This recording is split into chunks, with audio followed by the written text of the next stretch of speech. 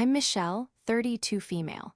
My life, until recently, felt like a blueprint for happiness, one that my husband Liam and I had designed together. We lived in a beautiful minimalist home he'd designed, filled with light and clean lines, in a quiet suburb that was just close enough to the city. I work as a data analyst, a job I love because it's logical. You gather the information, you identify the patterns, and you find the truth. I believed my marriage of 5 years was the same. A stable, predictable, and beautiful structure. Our life was a carefully curated picture of modern success.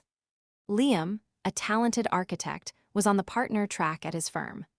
I was respected in my field, and together, we were the couple everyone pointed to, the ones who had it all figured out. We hosted dinner parties where the conversation flowed as easily as the wine. We took yearly trips to places like Italy and Japan, and we talked about starting a family in the next year or two. From the outside, and even from the inside, our foundation seemed unshakable. But as I've learned, a beautiful facade can hide the most devastating structural decay. My world didn't just crack, it was demolished, and it all started with a party I wasn't invited to. Before this story unfolds, I'd love to connect with you. Please let me know in the comments where you're watching from and what time it is in your corner of the world. It's amazing to see how far these stories can travel. The lie began, as they so often do, with a casual, almost careless remark. It was a Saturday afternoon. I was curled up on our charcoal gray sofa, analyzing a complex dataset for a project, the satisfying click of my keyboard the only sound in our sun-drenched living room. Liam walked in, dropping his keys into the ceramic bowl by the door with a familiar clatter. He was dressed in the smart casual way he had, expensive jeans and a crisp, button-down shirt. He looked like an advertisement for a happy life. "Hey," he said, leaning down to kiss the top of my head. "Mom's having a last-minute get-together at the house tonight. Just a small thing for my cousin who's passing through town." I looked up from my laptop. Oh, I didn't know David was in the state. David was a distant cousin I'd met twice. What time? Liam was already walking toward the kitchen, pulling a bottle of water from the stainless steel fridge. "Around 7, I think. Don't worry about it, though. It's going to be a really low-key family thing, super boring, lots of old people talk. You'd be bored out of your mind." He smiled, a practiced, easy smile that had always made me feel safe. "Besides, you've been working so hard on that project. Why don't you just take the night for yourself? Spa bath, bad TV, the whole works. You deserve it." I'm a data analyst. My job is to spot anomalies, to see the piece of information that doesn't fit the pattern. And this was an anomaly. Liam's mother, Alina, was a meticulous planner. Nothing she did was last minute. Her parties were legendary in their precision, from the coordinated napkins to the curated guest lists. A small thing wasn't in her vocabulary. Furthermore, they had never, not once in the 8 years I'd known Liam, suggested I sit out a family event because it would be boring. I was family. That was the whole point. "Are you sure?" I asked, a small, cold knot forming in my stomach. "I don't mind coming. I can wrap this up in an hour." "No, honestly, it's fine," he insisted, his tone a little too bright. "I won't be late. Mom just wants to see David before he flies out tomorrow morning. I'll grab a bite there and be home by 10 tops." He was so casual, so dismissive that I almost believed him. I almost chalked up my unease to work stress. My logical mind battled with my intuition. The data points were, Alina doesn't do last minute. They've never excluded me before. Liam is actively encouraging me to stay home. The conclusion was unsettling, but I didn't have enough information to form a solid hypothesis. So, I did what I always did when faced with incomplete data. I observed. "Okay," I said slowly, closing my laptop. "If you're sure, have fun. Tell everyone I say hi." "Will do," he said, giving me a quick, perfunctory kiss before heading upstairs to change. That evening was one of the longest of my life. I tried to take his advice. I ran a bath, but the water felt cold. I ordered my favorite takeout, but it tasted like cardboard. I turned on the TV but couldn't focus on the plot of the show. The silence in our perfectly designed house was deafening. Every creak of the floorboards, every hum of the refrigerator seemed to amplify my loneliness and the growing sense of wrongness. Liam was an architect of spaces, and he had built us a beautiful one. But right then, it felt like an empty museum, a monument to a life that suddenly felt hollow. At 9:45 p.m., my phone buzzed. It was a text from him. "Hey, still deep in family stuff. Going tea." "Oh, be later than I thought. Don't wait up. Love you." Another anomaly. He was a man of his word, almost to a fault. If he said 10, he meant 10. The knot in my stomach tightened into a cold, hard stone. I texted back a simple "okay." "Love you too," but my own words felt like a lie. I wasn't feeling love right now. I was feeling a deep, chilling premonition, the kind you get when you're staring at a chart and you see the trend line plummeting toward zero. I stayed on the couch, wrapped in a blanket, watching the clock tick past 10, then 11, then midnight. The house remained dark and silent, and the picture-perfect lie of our life began to fray at the edges. Liam finally came home just after 1 a.m. He tried to be quiet, but the heavy front door clicked shut with a finality that jolted me from my half-slumber on the sofa. I sat up, the blanket pooling around my waist, my heart pounding a nervous rhythm against my ribs. The living room was dark, save for the faint glow of the city lights through our floor-to-ceiling windows. He flipped on a small lamp, and its soft light illuminated his face. He looked tired, but also flushed, his hair slightly messy. He smelled faintly of expensive cologne and something else, a perfume that wasn't mine. It was a floral, musky scent, completely different from the light, citrusy fragrance I always wore. "Hey, you're still up," he said, his voice a low murmur. He seemed surprised to see me there. "You said you wouldn't be late," I replied, my own voice flat. I was too tired for accusations, too unsettled to fight. I just wanted an explanation that made sense. "I know, I'm so sorry," he said, running a hand through his hair. "You know how it is. Everyone started sharing old stories and Mom brought out the photo albums. I just couldn't get away." He offered a weary smile, but it didn't reach his eyes. His eyes looked guarded. "Was David happy to see everyone?" I asked, testing the story. My mind was in full analytical mode, probing for inconsistencies in his narrative. "Oh, yeah, ecstatic," he replied without missing a beat. "He sends his love, said he was sorry to have missed you." He came over and kissed my forehead. His lips felt cool. "I'm exhausted, going to head straight to bed." I just nodded, watching him walk up the stairs. The story was plausible. It was smooth. But the perfume, the lateness, the initial strangeness of it all, it was a data set filled with outliers. It didn't compute. I knew I wouldn't be able to sleep, so I stayed on the couch, my mind racing. I picked up my phone, my thumb hovering over my social media apps. I rarely scrolled late at night, but a morbid curiosity, a need for more data, took over. I opened Instagram. I scrolled past photos of my friends' dinners and pets, then I saw it. Liam's sister, Chloe, had posted a new story just an hour ago. My breath caught in my throat. It was a short video, a boomerang of people laughing and clinking champagne glasses. The caption read, "Best night celebrating my amazing big brother." Celebrating? Celebrating what? It wasn't his birthday. It wasn't an anniversary of any major accomplishment that I knew of. I clicked on her profile to see if there were any posts. And there it was. A grid of 9 photos, uploaded just before the video. The main photo was a group shot. Liam was in the center, his arm thrown around his mother, Alina, who was beaming. His father was there, his sister, his uncles, his aunts, and his cousin David was nowhere to be seen. In his place were dozens of friends and extended family. Balloons in the background spelled out, "Congratulations, Liam." My blood ran cold. This wasn't a small, boring get-together for a visiting cousin. This was a full-blown party. A surprise party, it seemed, thrown in his honor. A party that his entire family and a host of his friends had attended. A party I knew nothing about. A party I was deliberately and carefully excluded from. My hands were shaking as I swiped through the other photos.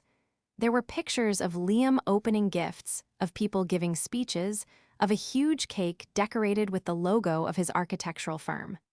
Then, I swiped to the last photo, and the world tilted on its axis. It was a picture of Liam, not with his family, but standing slightly apart from the main group. He was laughing, his head tilted back in genuine, unadulterated joy. His arm was wrapped tightly around the waist of a woman I didn't recognize. She was beautiful, with long, dark hair and a radiant smile. She was looking up at him with an expression of pure adoration, her hand resting possessively on his chest. It was an intimate pose, a couple's pose. They looked like they belonged together. I zoomed in, my heart a leaden weight in my chest. I could see her name tagged in the photo, a simple, elegant name, Sophia. I felt the air leave my lungs in a silent gasp. It wasn't just that they had lied about the party. It was the reason why. They didn't want me there because she was there. This woman, Sophia, was being presented to the family in a way I never had been, even on my wedding day. She was at his side at his celebration, while I was at home, fed a pathetic, insulting lie about a boring family dinner. The pieces clicked into place with sickening clarity. The strange insistence that I stay home, the late return, the foreign perfume that clung to his shirt. It wasn't just a collection of anomalies anymore. It was a pattern, a clear, undeniable, heartbreaking pattern of betrayal. I looked at the photo again, at my husband's joyful face, and I felt nothing but a hollow, echoing void. The picture-perfect life wasn't just a lie, it was a mirage. And I had just walked right through it into a desolate, unfamiliar desert. For a few minutes, I couldn't move. I just sat there in the dark, the screen of my phone casting a ghostly light on my face, illuminating the silent tears that were now streaming down my cheeks. The image of Liam and Sophia was burned into my mind. The casual intimacy, the shared joy, it was a scene from a life I was clearly not a part of. My initial shock quickly curdled into a cold, sharp-edged anger. It wasn't just the affair, though that was a deep wound in itself. It was the conspiracy. His entire family, the people who had called me daughter and sister, were in on it. They had smiled at my face for years while helping him orchestrate this deception. My grief was quickly being overridden by the data analyst in me. Emotions were messy, unreliable. Data was pure. Data told the truth, and I needed more of it. I needed to know the scope of this lie. How long? How deep? How could I have missed the signs? My brain, trained to find patterns in chaos, kicked into high gear. I stood up from the couch, my movements stiff. I went to the small table by the front door where we dropped our keys. There they were, the keys to our shared SUV. Liam always drove it when he went to his parents' house because it was better for the suburban roads. On the keychain was the small, sleek fob. I picked it up, its weight feeling heavier than usual. An idea sparked in my mind, cold and clinical. The SUV was a new model, fully loaded with the latest tech. That included a sophisticated GPS navigation system, a system that stored recent and frequent destinations. Liam was an architect. He was obsessed with design and technology, but he was often careless about the digital footprints he left behind. He was arrogant. He assumed no one would ever think to look. He underestimated me. He saw me as his loving, trusting wife, not as a woman who could systematically dismantle a lie piece by piece. With trembling fingers, I took the key, walked out of my silent house into the cool night air, and unlocked the car. The interior lights blinked on, revealing the pristine, leather-clad cabin. It still smelled faintly of him, that same mix of cologne and her perfume. I slid into the driver's seat, the leather cool against my skin, and pressed the on button without starting the engine. The large central touchscreen flickered to life, displaying the main menu. My heart was hammering against my ribs, a frantic drumbeat in the quiet garage. I navigated to the navigation menu, then to previous destinations. A list populated the screen. My gym, the grocery store, my office, his office. And then, at the very top, listed under Recent, was an address I didn't recognize. 412 Oakwood Lane. My breath hitched. I knew his parents' address by heart, 420 Oakwood Lane. It was a street I had driven down 100 times. A street I associated with holiday dinners, strained smiles from his mother, and the feeling of never quite fitting in. This address was just a few houses down. My mind raced. Who lived at 412 Oakwood Lane? I pulled out my phone again, my fingers flying across the screen as I opened a search engine. I typed in the address. The results were immediate. It was a single-family home, a charming little Cape Cod with blue shutters. I scrolled down, looking for public property records. My stomach clenched when I found the owner's name, Sophia Dubois. Sophia, the woman from the photo. She lived 2 doors down from my in-laws. It was a staggering, almost cinematic revelation. The audacity of it was breathtaking. He wasn't just seeing another woman. He was seeing a woman who lived practically next door to his parents. The boring family dinners he'd occasionally gone to alone, the times he'd popped over to help his dad with something in the yard, it was all a lie. He had created a seamless, convenient cover story, enabled by his family and her proximity. Every trip to his parents' house was a potential rendezvous. My analytical mind needed more. A single data point can be an anomaly, a series of them becomes a trend. I went deeper into the GPS settings, finding the frequent destinations or saved locations tab, and there it was. Not just one recent trip, but a pattern. The address. 412 Oakwood Lane was saved as a favorite, labeled simply as S. It had been accessed dozens of times over the past 6 months. Tuesdays at 2 p.m., Thursdays at 1 p.m., the occasional Saturday morning. A clear, undeniable pattern of weekday afternoon visits, perfectly timed for when I was at work and his parents were nearby to provide a ready-made alibi. The digital breadcrumb trail was a highway. He hadn't just been careless, he had been arrogant. He had integrated his affair so completely into his daily life that he didn't even bother to cover his tracks. He was living a double life in plain sight, confident that I was too blinded by love or too stupid to ever look. I sat there in the driver's seat for what felt like an eternity, the cold, hard data on the screen confirming my worst fears. The betrayal wasn't a recent slip-up. It was a calculated, long-term strategy. His family weren't just passive observers, they were active participants. They had watched him leave their home and walk 2 doors down to his mistress. They had hosted a party for him and invited her, his real partner in their eyes, while I was dismissed with a lie. The tears had stopped. In their place was a chilling, crystalline clarity. The grief was still there, a massive black hole in my chest, but it was now orbited by a cold, burning rage. My husband, the architect of our life, had designed a flawless betrayal, but he had forgotten one crucial detail. He had married a data analyst, and I was about to analyze his entire world down to its foundations. I turned off the screen, plunging the car back into darkness. My plan was already beginning to form. The next morning, I woke up before dawn. I hadn't slept. I had spent the night on the sofa, the GPS data burned into my brain. When I heard Liam's alarm go off upstairs, I slipped out of the house, leaving a note on the kitchen counter. Feeling unwell, working from home today. It was the first of many lies I would now have to tell. The thought turned my stomach, but I pushed it down. Deceit was his language. To survive, I had to become fluent.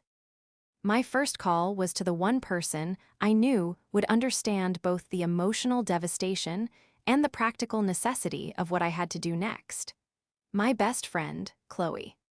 "Michelle, it's 6 in the morning. Is everything okay?" Her voice was thick with sleep, but instantly alert with concern. "No," I said, my voice cracking on the single word. I was sitting in my car in a deserted coffee shop parking lot, watching the sun begin to rise. "Chloe, it's Liam. He's cheating on me." I told her everything. The fake party, the Instagram photos, the GPS history.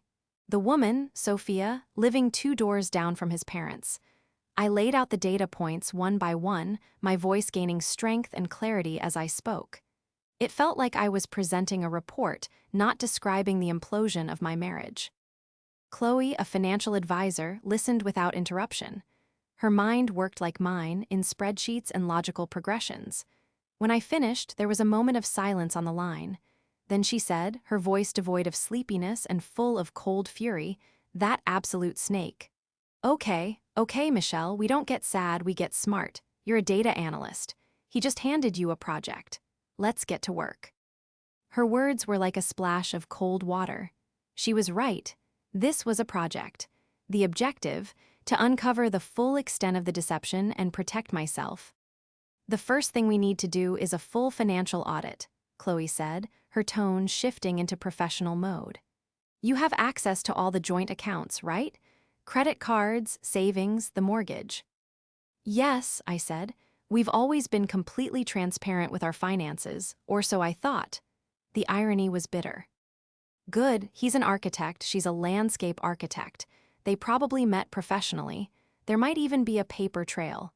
But more than that, affairs are expensive. Dinners, gifts, trips. He's been funding this somehow. We need to find out if he's been using joint funds. We spent the next hour on the phone as Chloe walked me through it. I drove home, my mind buzzing with a new, sharp focus. I set up my personal laptop in my home office, a room Liam rarely entered, and began to dig. I started with the joint credit card statements, downloading the last 12 months of activity. I exported them into a spreadsheet, my fingers flying across the keyboard. At first, everything looked normal. Mortgage payments, groceries, gas, our usual restaurants. But as I started flagging transactions that occurred on the days the GPS showed him at Sophia's address, a pattern emerged. There were lunches at expensive downtown restaurants I'd never been to. Charges from a high-end jewelry store in a neighboring town, made 3 months ago around the time of my birthday, when he'd given me a rather modest gift certificate to a bookstore.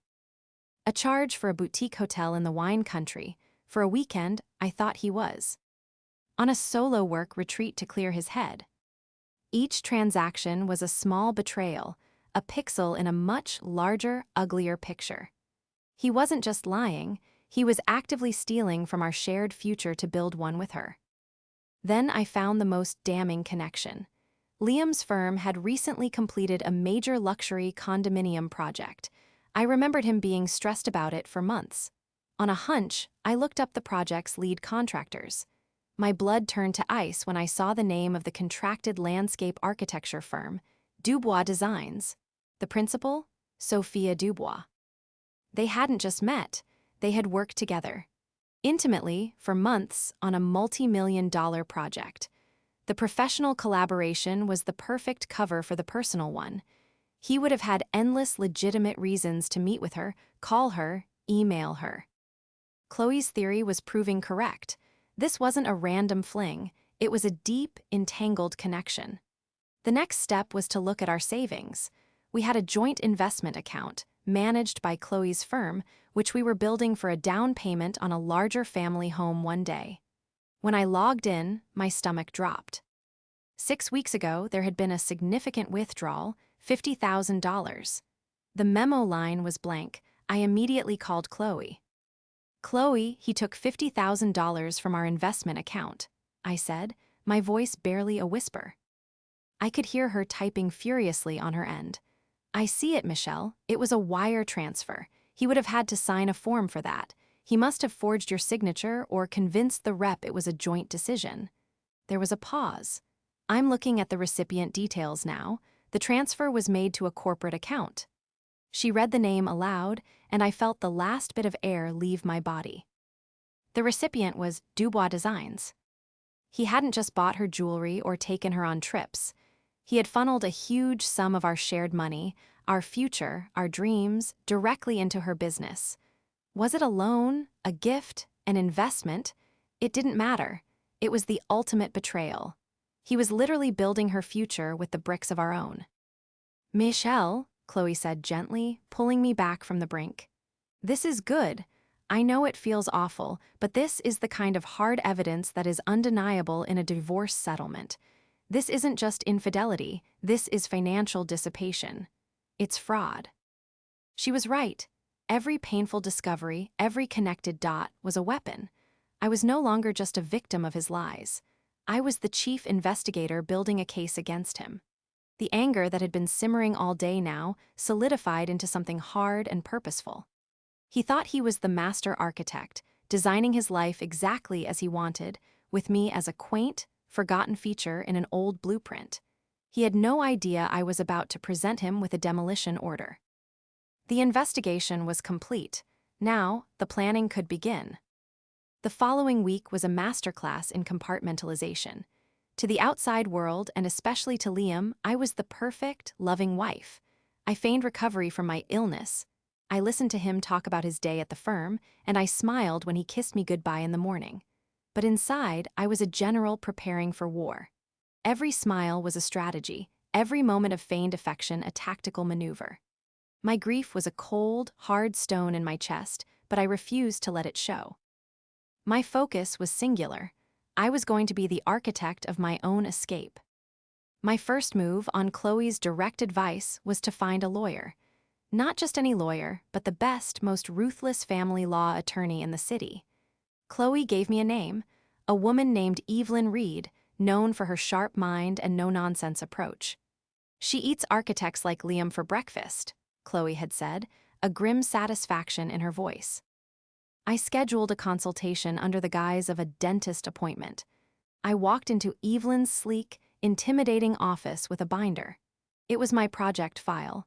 In it were spreadsheets of the credit card statements with highlighted, annotated charges, printouts of the GPS location history, screenshots of the Instagram posts from the party, a copy of the wire transfer confirmation for the $50,000. I had organized it all by date and category, complete with a summary page outlining the timeline of the affair and the corresponding financial dissipation. Evelyn Reed, a woman in her 50s with piercing blue eyes and an immaculately tailored suit, looked at my binder. She flipped through the pages silently, her expression unreadable. For 10 minutes, the only sound in the room was the rustle of paper. I felt like I was defending a thesis. Finally, she closed the binder, placed her hands on top of it, and looked me straight in the eye. "Mrs. Hayes," she said, her voice crisp and clear. "This is one of the most well-documented cases of marital fraud I have ever seen. You have done 90% of my work for me.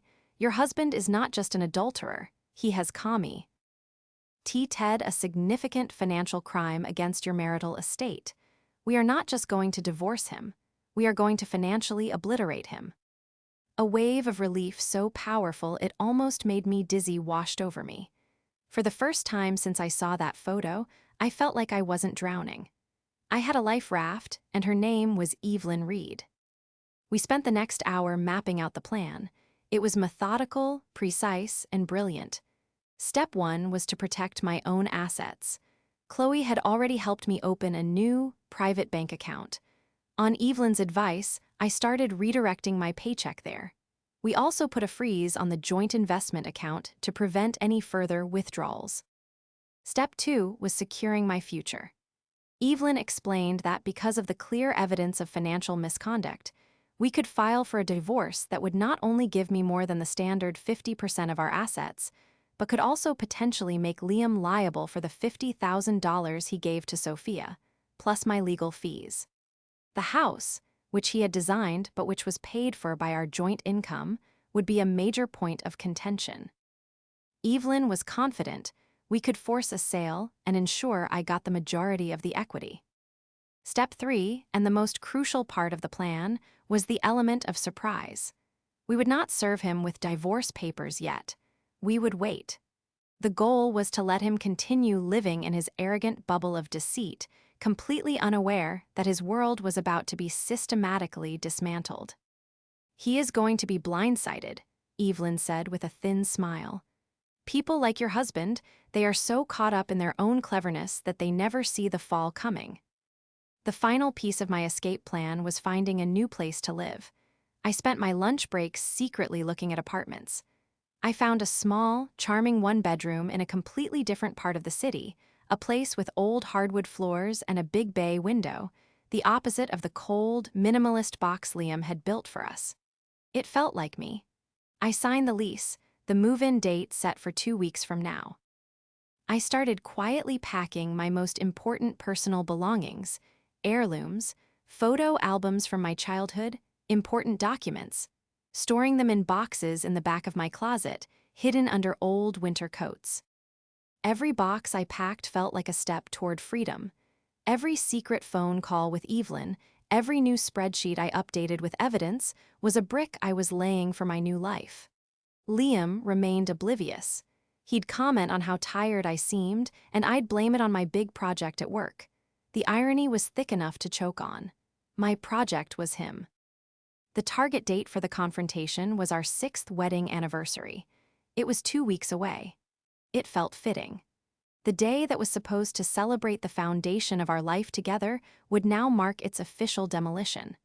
I would let him plan the dinner, let him play the part of the devoted husband one last time. He would walk into a celebration, and I would serve him with the ruins of his lies. He was the architect who had designed his own prison, and I was just the data analyst who was about to show him the blueprints. Our anniversary arrived on a crisp autumn evening. Liam, in his typical grand gesture fashion, had made a reservation at a restaurant so exclusive you had to book months in advance. It was a place with white tablecloths, hushed voices, and a tasting menu that cost more than my first car payment. In the past, I would have been thrilled. Tonight, it felt like a stage set for the final act of a tragedy. I dressed carefully, not in a spectacular dress to impress him, but in a simple, elegant black sheath dress. It was the kind of dress you wore to a business meeting where you needed to project power and control. My makeup was flawless, my hair was pulled back in a sleek chignon. I was calm. The nervous, heartbroken woman who had cried on the sofa 2 weeks ago was gone. In her place was a quiet storm. Liam looked at me with open admiration when I came downstairs. "Wow, Michelle," he said, his voice warm. "You look absolutely stunning. Happy anniversary." He leaned in to kiss me, and I allowed it, a brief, cold press of lips. The scent of his cologne, the one I now associated with betrayal, was a stark reminder of why I was doing this. The drive to the restaurant was filled with his cheerful chatter about a new project, about his plans for our upcoming vacation, a trip I knew we would never take. I responded with noncommittal hums and polite smiles, my mind running through the script I had rehearsed with Evelyn a dozen times. In my purse, nestled next to my wallet, was a single, thick envelope. At the restaurant, we were led to a secluded corner table. It was romantic, intimate, and utterly suffocating. The waiter poured champagne. Liam raised his glass. "To 6 years," he said, his eyes sparkling in the candlelight. "And to 60 more, I love you, Michelle, more than anything." I met his gaze, my expression unreal. Adable, I raised my glass. "To the truth, Liam," I said, my voice steady. "May it always come to light." I took a small sip. The expensive champagne tasted like ash in my mouth. We went through the motions of the first few courses. He talked, and I listened. He reminisced about our wedding, about our first apartment, weaving a narrative of a perfect marriage that was so convincing, it was almost believable. He was a masterful architect of fiction. Finally, as the waiter cleared our main course plates, I decided it was time. I took a deep breath. "Liam," I began, my voice calm and even, "there's something I need to discuss with you." He looked up, a forkful of dessert halfway to his mouth. "Of course, everything okay?" "I know about the party," I said simply. His smile faltered. A flicker of confusion, then alarm, crossed his face. "What party? Honey, what are you talking about?" "The party your family threw for you 2 weeks ago. The one I wasn't invited to. The congratulations Liam party." The color drained from his face. He put his fork down. "Michelle, that was just, my mom got carried away. It was supposed to be a small thing. I told you." "You told me it was a boring dinner for your cousin David, who wasn't even there," I continued, my voice never rising. "But it's not the party that's the issue. It's who was there with you." I reached into my purse and pulled out the envelope. I slid it across the white tablecloth toward him. His eyes were wide now, a cornered animal's look of panic replacing his confident facade. His hands trembled slightly as he opened it. The first thing on top was the photo. A high-quality print of the Instagram picture of him and Sophia, laughing together, his arm around her waist. He stared at it, speechless. "Her name is Sophia Dubois, right?" I asked, my voice dangerously quiet. "She's a landscape architect. Her firm is Dubois Designs, and she lives at 412 Oakwood Lane, 2 doors down from your parents." He looked up at me, his face a mask of horror. He had no idea how I knew. "I also know about the weekday afternoons. I went on, laying out the data points one by one. I know about the lunches, the weekend trip to the wine country, the jewelry you bought her. And of course, I know about the $50,000. He flinched as if I had physically struck him. How, he stammered, how could you know that? You married a data analyst, Liam, I said, a cold, hard satisfaction in my voice. You left a digital trail a mile wide. The GPS in the car, the credit card statements, the wire transfer from our joint investment account. It's all there. You didn't just cheat on me, you stole from me. You stole from us to fund her business and your life together. The bustling restaurant noise seemed to fade into a dull roar. It was just the two of us at this table, the pristine white cloth now a battlefield littered with the shrapnel of his lies. Michelle, please, he whispered, his arrogance finally shattering, replaced by a desperate panic. I can explain. It's not what you think. I was going to tell you. Save it, I said, my voice cutting through his pathetic excuses. You weren't going to tell me. You were going to continue living your double life, with your complicit family cheering you on until you decided what to do with me. The loving, stable, stupid wife at home. I stood up, my chair making a soft scraping sound on the polished floor. I placed my napkin neatly on the table. Our marriage is over. My lawyer, Evelyn Reed, will be in touch with yours. She has copies of all of this, by the way. I gestured to the evidence he was still clutching in his hand. Every last piece of data.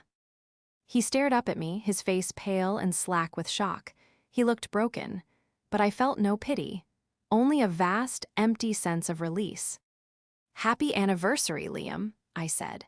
Then I turned and walked out of the restaurant, leaving him alone at the table with the expensive meal, the bottle of champagne, and the undeniable, meticulously documented proof of his ruin. I didn't look back. The aftermath of that anniversary dinner was swift and decisive. Just as Evelyn had predicted, Liam was completely blindsided. He called and texted me relentlessly for the first 48 hours, a barrage of frantic apologies, desperate pleas, and angry accusations. I didn't answer a single one. I had said everything I needed to say. The rest would be communicated through our lawyers. While he was spiraling, I was moving. The day after the dinner, I executed the final phase of my escape plan.